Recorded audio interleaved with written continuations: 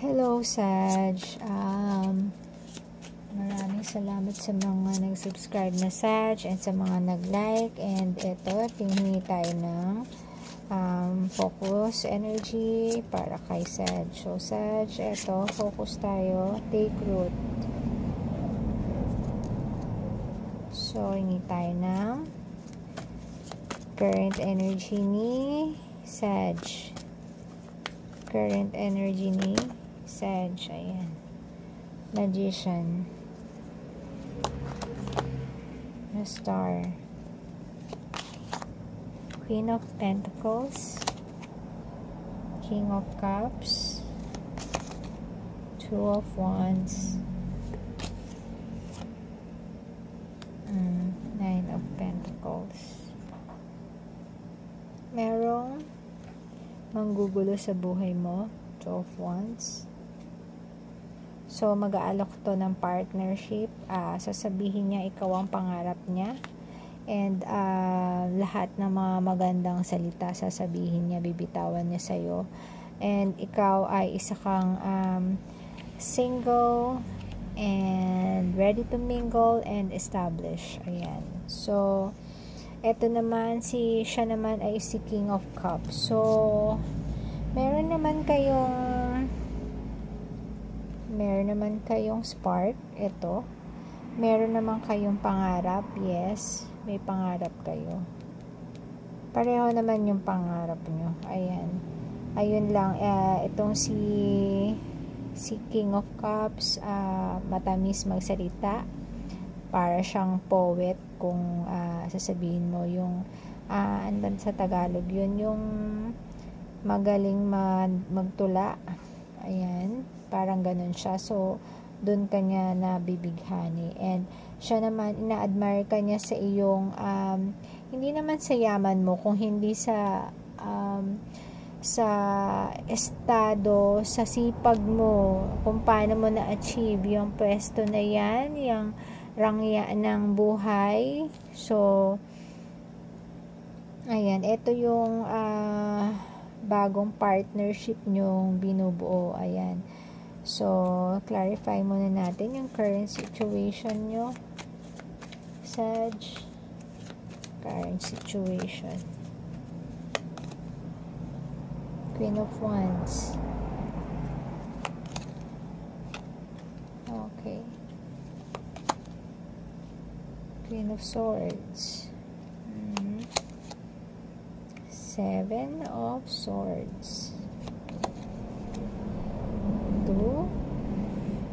Two of Wands, clarified by Two of Wands.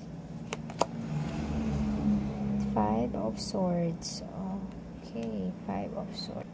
Okay, wino-worry niya na ikaw kasi ay mas bata sa kanya. Maaaring ikaw ang mas bata or siya ang mas bata. So, basta may age gap kayo. And, etong pangarap nyo, hindi nyo maa-achieve kung hindi malakas ang loob nyo. So, it's either ito, si guy or si girl. Walang gender specific. Itong person na to. Maraming nag-question sa kanyang pagmamahal sa iyo. Kasi nga, bukod sa age gap nyo, ay ikaw ay bata ka pa or established ka na. Ayan. And very independent ka sa mata ng ganun ka i-describe. So, ikaw naman, very independent and very stable na. Wala kang pakialam sa mga sasabihin ng iba. Hindi mo pinapansin yun. Kaya lang siya ay na-hurt siya sa mga sinasabi ng ibang tao. Ayan. So, ito siguro yung sinasabi ng take root. So, huwag nyong kakalimutan kung saan nagmula yung relasyon nyo. So, kung maganda ang naging root, maganda ang naging foundation, so magiging, more or less, magiging successful ang inyong relationship. Yun naman ang mahalaga, hindi ba? So, huwag nyo daw kakalimutan ito. So, Hindi naman yung mga ibang tao ang mamumuhay ng magkasama kung hindi kayong dalawa. So, kayong dalawa lang talaga ito. Dalawa kayo. Ang magdedesisyon nito sa kung i-materialize nyo yung inyong relationship or partnership. So, hingi tayo ng message for closing this reading. Two of Swords, Six of Cups, ayan. The World, ayan.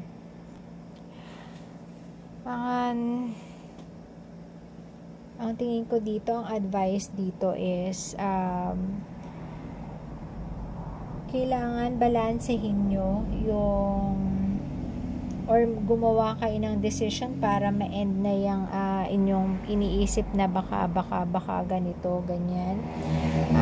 Ang mahalaga kasi kayong dalawa, nagkakaintindihan kayo. So, kapag may mali kayong nasabi o nagawa, marunong kayong magbigay, nag-give and take kayong dalawa. And kaya laging maganda ang end of the day yon, di ba? Yun ang nilulook forward nyo sa relationship na ito, yung lagi kayong masayang magkausap, parang yung mundo nyo ang ganda-ganda bawat gising nyo, kasi yung bawat alam nyo na sa gabi pagdating nyo nandun kayo para sa isa't isa. So, di ba, yun naman ang mahalaga. So, kung gusto nyo raw etong palaging maranasan or ma-feel, i-value nyo tong kung ano yung pinag-umpisahan ng relationship nyo. So, huwag nyo kakalimutan kasi napakaganda ng pinag-umpisahan ng relasyon nyo na masisira lang dahil sa sinasabi nyo, yung kinikare nyo kung ano yung sasabihin ng ibang tao. So, ayun ang message, Sag. If ever naka-resonate or nagustuhan pa, like naman po. Thank you. God bless.